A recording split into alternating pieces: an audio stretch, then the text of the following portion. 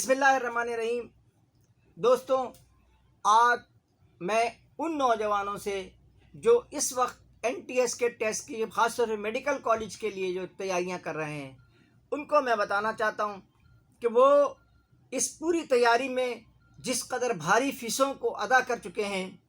یعنی مختلف ادارے جو یہاں قائم ہیں جن کو آپ اگر کہیں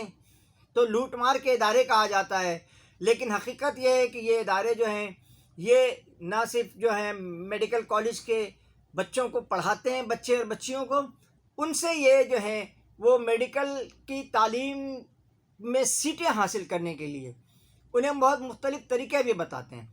اور اسی وجہ سے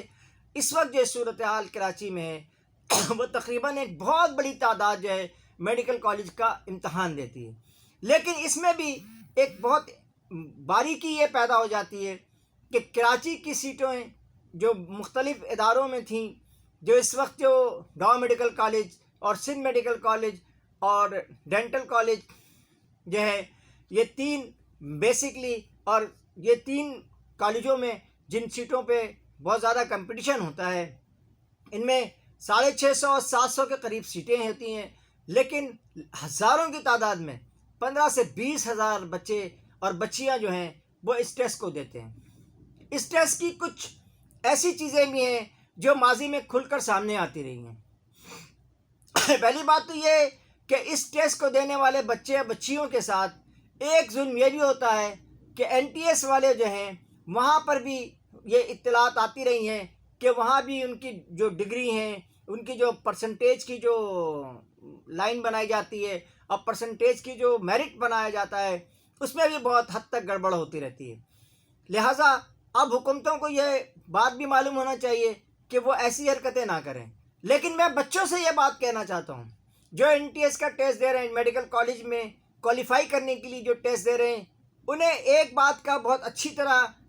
ادراک ہونا چاہیے کہ انہیں کرنا کیا ہے۔ سب سے پہلے تو آپ اطمینان اور سکون سے اپنے پیپر کو دیکھیں اور اس کو اوپر کریں، وقت ضائع نہ کریں۔ جو ٹیسٹ آپ کو آتا ہے وہ جلدی کریں،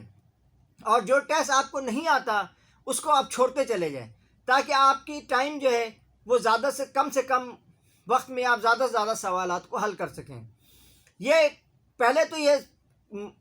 اس میں بھی ایک عجیب سی گیم شروع ہے۔ کبھی کہا جاتا ہے کہ یہ تمام میڈیکل کالجوں کا یکساں ہوگا، کبھی کہا جاتا ہے کہ سندھ کا الگ ہوگا، کبھی کہا جاتا ہے کہ اس کو ایسے نہیں ایسے ہوگا اور ویسے نہیں ویسے ہوگا۔ ایک 10 مطلب اب آپ دیکھ لیں کہ جو ہمارے بچوں جو ایگزام دے کر کے فرصت پا چکے ہیں ان کو تو ٹیسٹ ہونے تک وہ ساری چیزیں اب دوبارہ پڑھنی پڑتی ہیں جو انہیں ایگزام دینے سے پہلے پڑھنی پڑتی ہیں۔ تو اس طرح کی جو حرکتیں کی جاتی ہیں۔ اچھا، گزشتہ سال ایک شکایت اور بھی آئی تھی، میں یہ میڈیکل کالج کے طلباء اور طالبات میں جو ایڈمیشن لینا چاہتے ہیں ان کے لیے یہ بتانا چاہ رہا ہوں کہ اس بات کا خیال رکھیں کہ اگر آپ کی جو پرسنٹیج ہے، آپ کا جو میرٹ نمبر ہے، اگر اس سے کبھی بھی فائنل لسٹ میں اگر اس کا نام نہ آئے آپ کا، تو آپ قطعی طور پہ گھر پہ نہ بیٹھیں، آپ NTS والوں کے پاس بھی جائیں، ان سے معلوم کریں۔ اگر وہ آپ کو تسلی بخش جواب نہیں دیتے اور وہ کہتے ہیں کہ نہیں جی آپ کا نام نہیں آیا ہے، تو آپ ان سے کہیں کہ جی آپ یہ بات لکھ کر کے دے دیں، کیونکہ میری تو اتنا میرٹ نمبر بنتا ہے، تو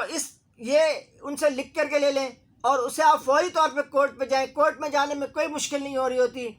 آپ بس خود بھی کورٹ میں جا کر نوٹس دے سکتے ہیں کہ جی میرے ساتھ یہ زیادتی ہو رہی ہے، لہٰذا مجھے اس پہ NTS پہ دوبارہ شامل ہونے کے لیے شامل کیا جائے اور میرا میرٹ نمبر یہ ہے۔ ان حالات کو جو ہے میڈیکل کے لوگوں کو خاص طور پہ اس پہ توجہ دینی چاہیے، اور اسی طرح سے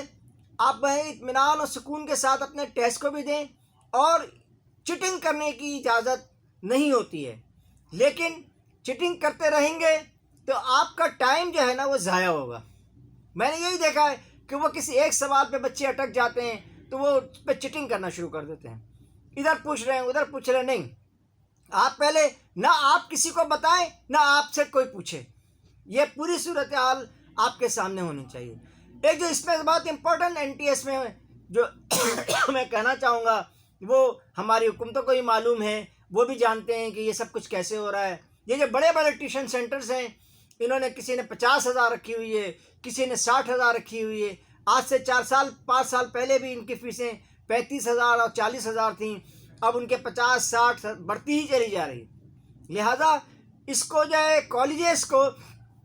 اس میں کوئی باہر کے لوگ نہیں پڑھا رہے ہوتے، ایسا نہیں ہے کہ کوئی NTS کے لیے انہوں نے الگ ادارہ رکھا ہوا ہے اور باقی چیزیں جو ہیں وہ ایسے ہی چل رہی، نہیں۔ اصل میں مسئلہ یہ ہے کہ یہ سارے کالجز کے ٹیچرز ہیں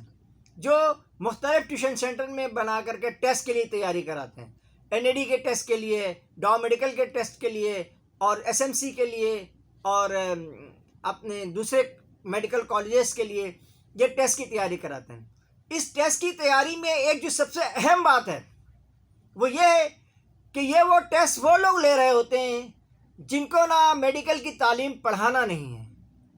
یعنی وہ کوئی ڈاؤ میڈیکل کالج نہیں لے رہا ہوتا یا کوئی سندھ میڈیکل کالج نہیں لے رہا ہوتا ہے، وہ ایک الگ ادارہ جو ہے وہ یہ کام کر رہا ہوتا ہے اور اس نے ان کالجز کے تھوڑی سی ذمہ داری دی ہوتی ہے۔ نمبر 1، ان اداروں نے کچھ پڑھانا بھی نہیں ہوتا ہے، اور نمبر 2، ان اداروں کو بعد میں بھی نہیں پڑھانا، یعنی بعد میں بھی نہیں پڑھانا ہے اور انہوں نے پہلے بھی نہیں پڑھایا ہوا ہوتا ہے۔ تو لہٰذا ایسے ادارے سے آپ جو ہے وہ میڈیکل کے ایگزام لے رہے ہیں۔ اس سے قبل یہ ڈاؤ میڈیکل الگ لیتا تھا، سندھ میڈیکل الگ لیتا تھا، اور اپنا یہ جو دوسرے میڈیکل کالجز ہیں وہ الگ لیتا تھا، لیکن اب یہ پوری جو کنڈیشنز ہیں اس کو تبدیل کرنے کی، یہ میڈیکل کے میں جو لوگ فیل ہو رہے ہوتے ہیں ان میں ایک حصہ جو ہے وہ ہمارے پرائیویٹ میڈیکل کالجز کا بھی ہوتا ہے، جنہوں نے بھاری بھاری فیسیں رکھی ہوتی ہیں اور عوام کے کو خون چوس کے، لوگ اپنے بچوں کے معاملات میں تو بلیک میل ہوتے ہیں نا، کیا کریں بیچارے۔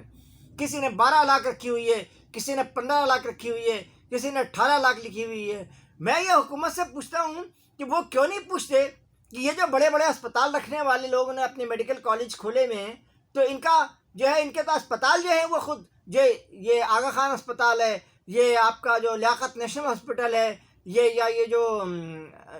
دیگر بہت سارے اسپتالوں نے، ضیاء الدین نے اپنا اسپتال کھولا ہوا ہے، اور ان تمام لوگوں کو اگر یہ ساری جو اتنے بھاری بھاری فیسیں لیتے ہیں، انہوں نے کون سے الگ سے لیبارٹری بنائی ہے، انہوں نے کون سے الگ سے جو ہے وہ مریضوں کو لے کر کے آتے ہیں، ان کے اپنے ہاسپٹل اتنے بڑے بڑے ہیں، وہاں ان ہاسپٹلوں میں جا کر کے لوگ علاج کراتے ہیں اور انہی میں یہ میڈیکل کے طلباء و طالبات کو ٹیسٹ کراتے ہیں۔ لہٰذا اس تمام جو اس میں جو خامیاں، یہ ایجوکیشن میں جو